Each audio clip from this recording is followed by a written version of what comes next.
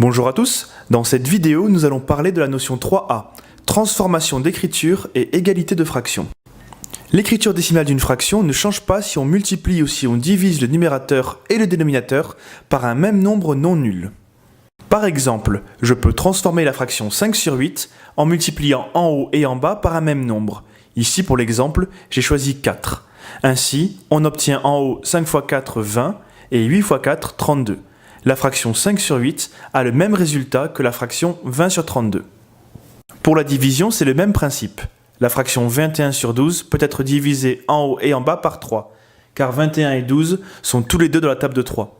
On obtient donc 7 sur 4, qui est une fraction égale à 21 sur 12.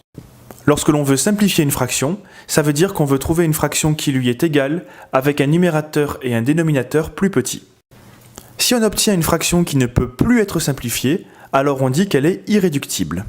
La fraction 15 sur 6 par exemple, comme 15 et 6 sont tous les deux dans la table de 3, je peux diviser en haut et en bas par 3. J'obtiens donc la fraction 5 sur 2. 5 et 2 n'ont aucune table commune, mis à part la table de 1. C'est-à-dire que la fraction 5 sur 2 ne peut pas être simplifiée. Elle est irréductible. Voici d'autres exemples de fractions irréductibles. Aucune de ces fractions ne peut être simplifiée car le numérateur et le dénominateur n'ont aucune table commune, mis à part la table de 1. Pour finir ce cours, nous allons voir une règle qui nous permet de vérifier si deux fractions sont égales. Deux fractions sont égales si, quand on multiplie le numérateur de la première par le dénominateur de la seconde, on obtient le même résultat qu'en multipliant le dénominateur de la première par le numérateur de la seconde. Par exemple, les fractions 5 sur 2 et 10 sur 4 sont égales.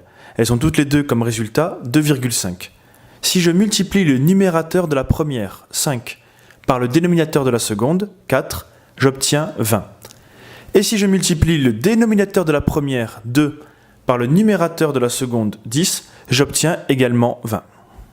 La notion 3A est maintenant terminée. Pensez à bien l'écrire dans votre cours, ainsi que les questions que vous aurez à me poser à la prochaine séance. Au revoir, à très bientôt.